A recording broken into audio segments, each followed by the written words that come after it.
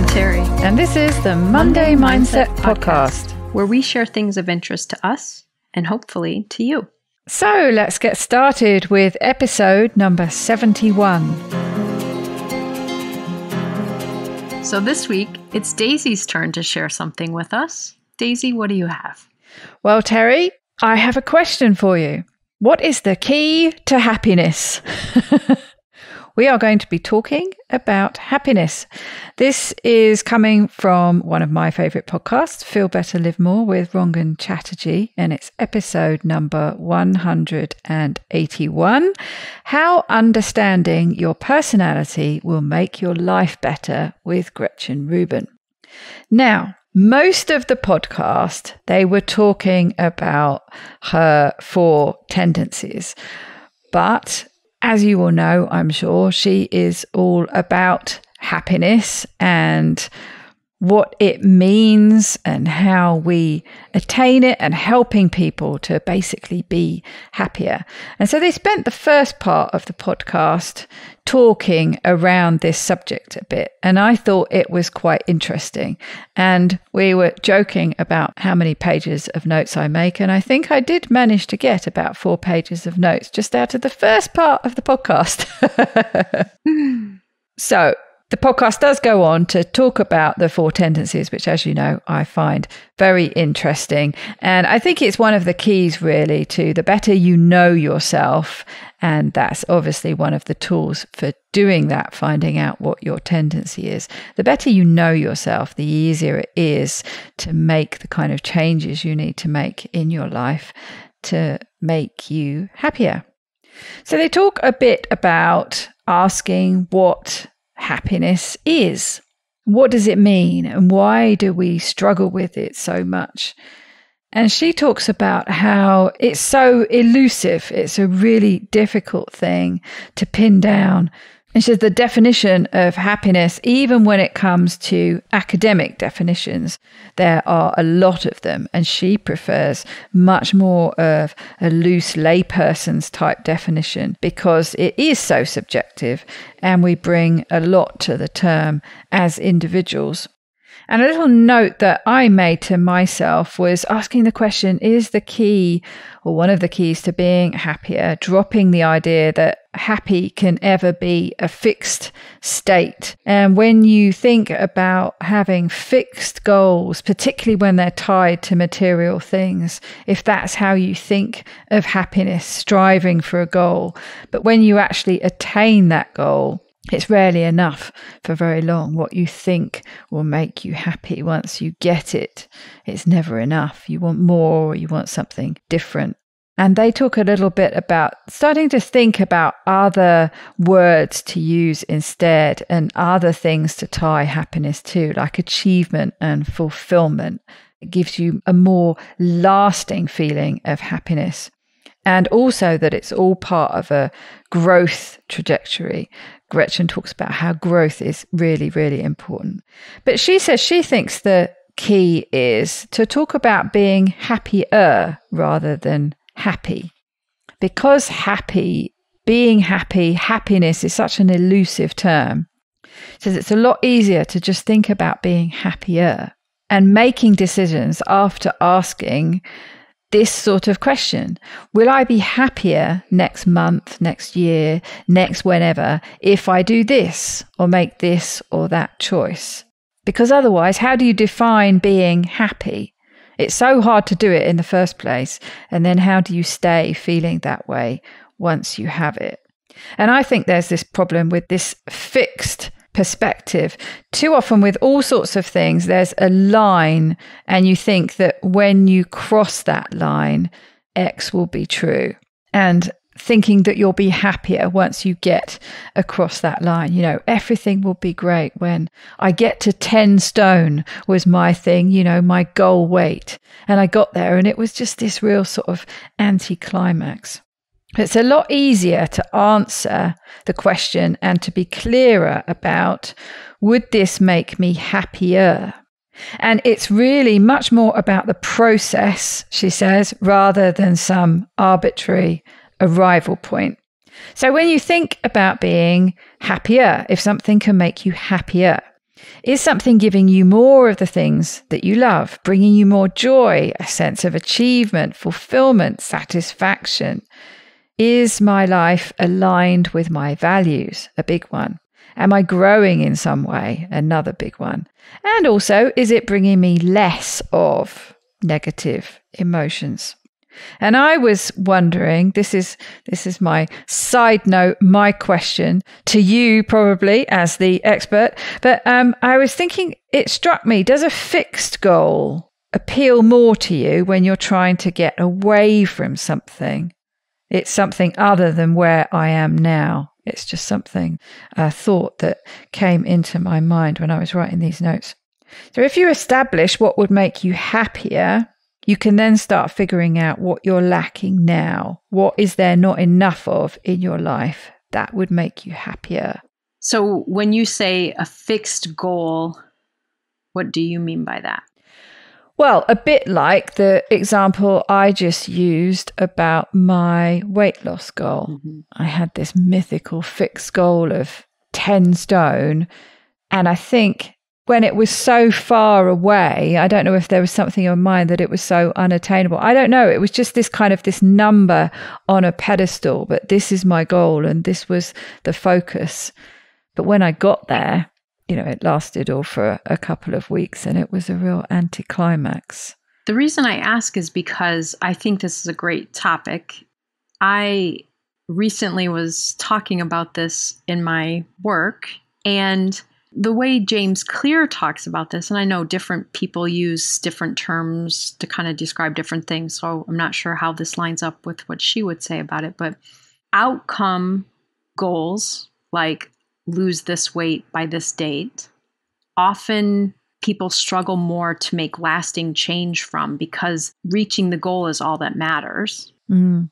And so the behaviors to get there don't really sink in, because all you really were focusing on was getting to the goal. And so I think that may be part of it. Is it reaching the goal that is going to suddenly make you happy, or is it living in a way that fits this goal that's going to help you be happier? And so his other term he used was process goals.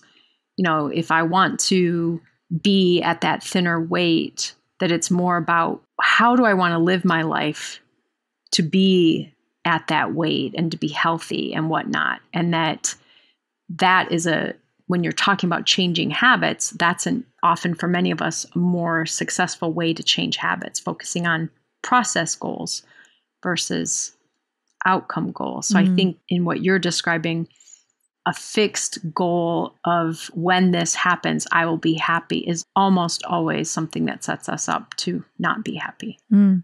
Versus if we can focus on how do I want to feel? How do I want to navigate this life and make steps on that can make us happier. Yes, and I think it's just that it just sort of made me think about this. I want to be something other than I am now. And it's focusing on that goal. Like you say, you're missing that whole process part, which is really the important part. Mm-hmm. So if you nail that process, if you're working on that process, if that process is always evolving, then it doesn't really matter when you get to that arbitrary goal that you had before. Mm-hmm. The important part has been the process of getting there. And that's the bit that will have the lasting impact. And that's the bit that can make you happier in stages. As she says, it's elusive. It's this thing that you feel like you're sort of grasping at ideas and thoughts about it. And they sort of drift away from you as you're trying to talk about it. It's a difficult thing to pin down, isn't it?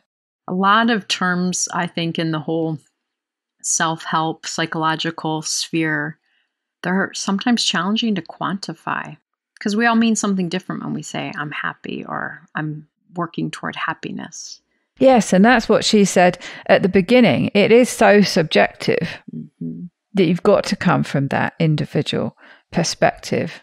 The other thing, and I've not listened to this episode yet, so I'll be very interested in listening to it, but I think the idea of happier instead of happy is this is a finite thing. I'm either having it or I'm not having it, versus I can always have some of it and there's room for more.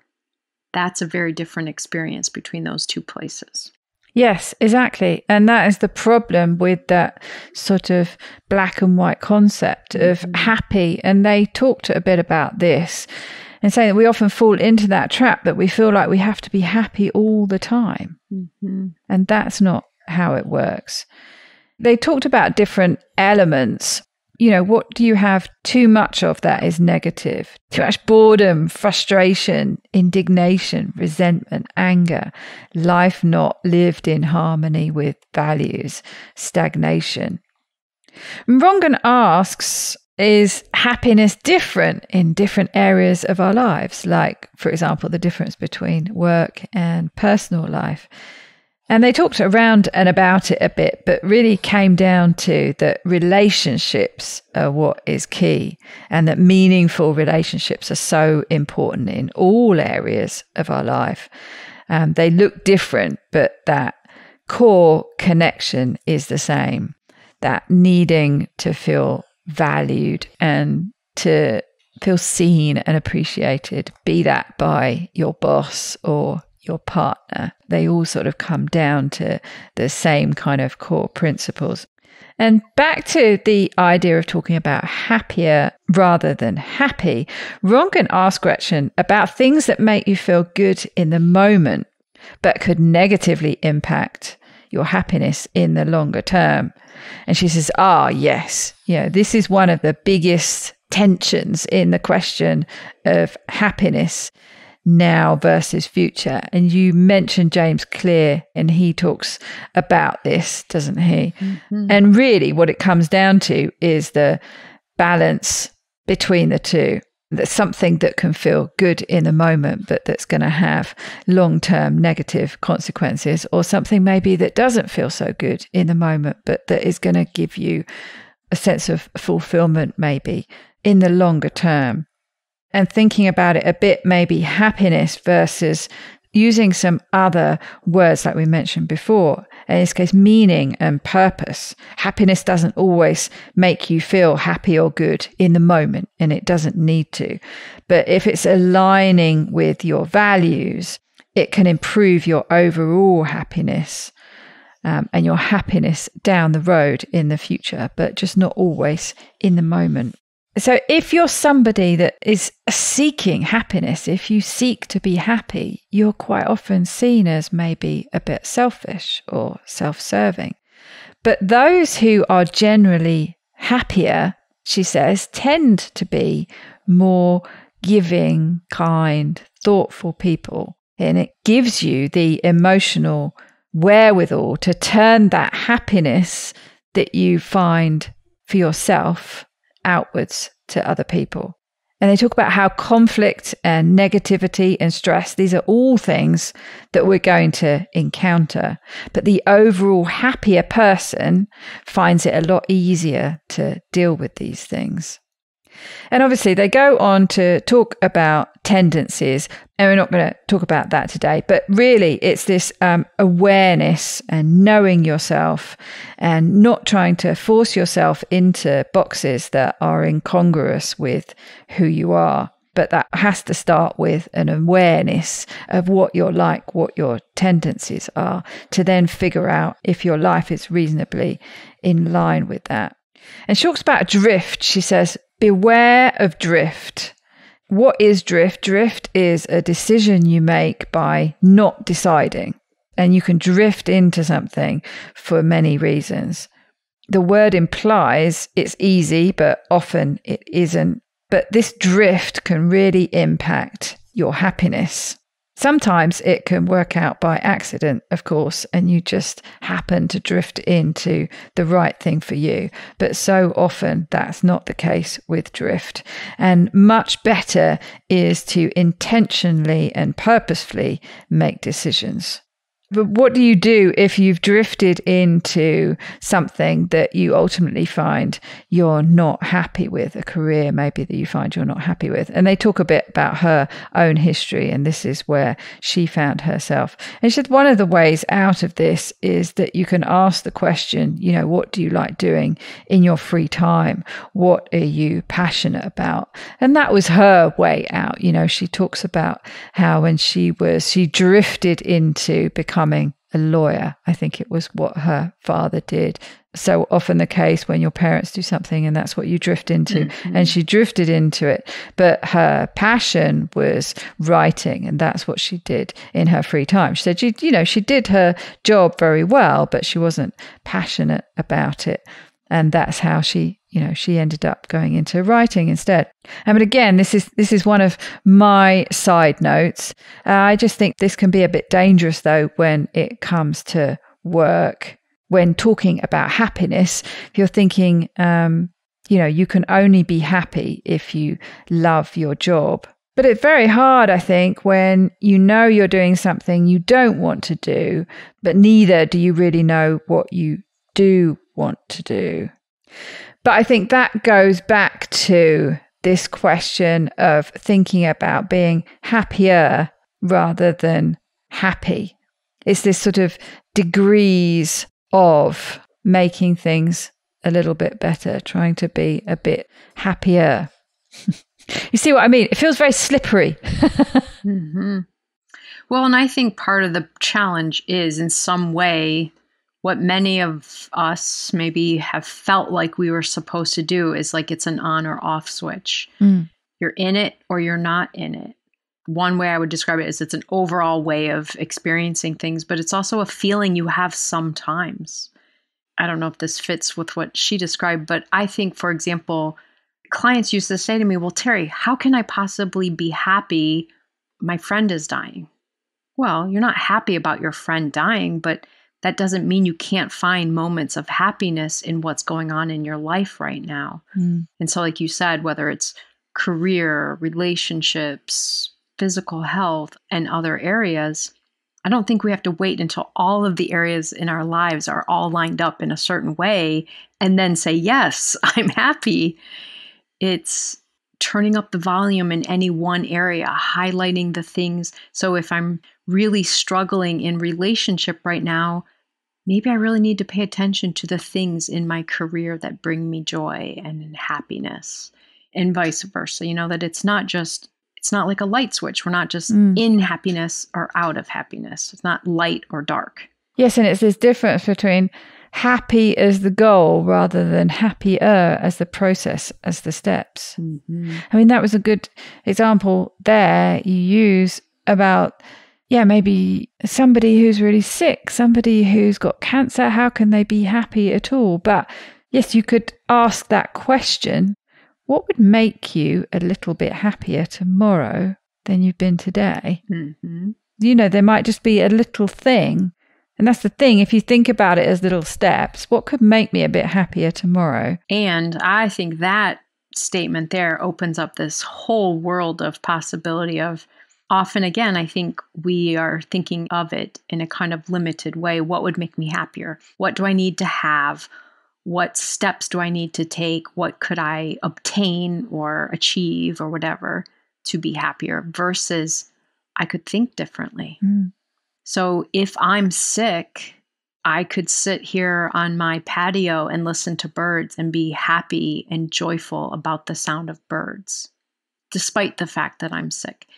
It makes me think of the movie Inside Out and the idea that if you're struggling with something, you can't also be feeling positive about something. Mm. The idea that we have different emotions happening concurrently. I can be angry and still love you. Those don't seem to, fit for people, and they have to sit with one or the other versus no, both can exist at the same time. So I can be happier right now that I'm listening to this bird, but I'm not happy that I'm sick. And I think we get really clouded in if there are things in my life that aren't going as I would want them to go, I can't acknowledge being in a place of happiness. Mm. So I think you've seen how much I struggled and grappled with this concept of happiness versus happier. But I really like the idea of focusing on happier and the probable small steps that you can take that feel much more achievable towards getting that. And that it is, she talks about how important growth is, that they're part and parcel. It's always evolving. It's always, growth is, always ongoing, isn't it? And trying to be a little bit happier feels the same. It feels like it has a similar energy about it, rather than trying to pinpoint this fixed happy that you're never going to be able to do, because every time you go and grab it, it just disappears in a puff of smoke. And my own twist on it that I'll kind of add in what you just said, I think for me, the takeaway, even though this isn't maybe what she said, but the takeaway for me is also to not be working toward arriving at happiness. That it's more to be engaging in my life in ways that bring happier moments, happier feelings, happier results, rather than if I do this, then I will arrive at happiness, because it doesn't really work that way. But if I live my life and engage in these certain ways, I will be able to connect with moments of being happier. And that it's an evolutionary process. It's not just something you arrive at or can't achieve. Absolutely. And so for me, Daisy, this reminds me, and I hope this is maybe a takeaway for everyone, the thing you have emphasized a couple of times is it's about the small steps. It's not a grand scheme or a grand goal that will bring it. It's the daily small things that I think really bring that becoming happier, or make that something that we can experience. So I'm going to walk away with that idea from today of what are the small steps? What's something I could do to feel happier this afternoon? What's something in this moment I could feel happier about? And for me, being honest enough with myself. Obviously, you and I came together around food issues and things, but I can't just make myself happier by eating all the time. I can't just make myself happier by doing things that have dire consequences in other ways in my life. But just in the moment, what do I need to feel happier? I think that's a great focus that we all could benefit from. Yes, and remembering sometimes that those things in the moment are going to give you payback and reward later on. Absolutely. Well, I hope everyone has a happier week and finds moments of just acknowledging happiness being a part of their lives. Maybe not the constant state, but moments of joy and happiness and feeling happier. Absolutely. Well, I hope you have a happier week. You too, Daisy. Bye, everybody.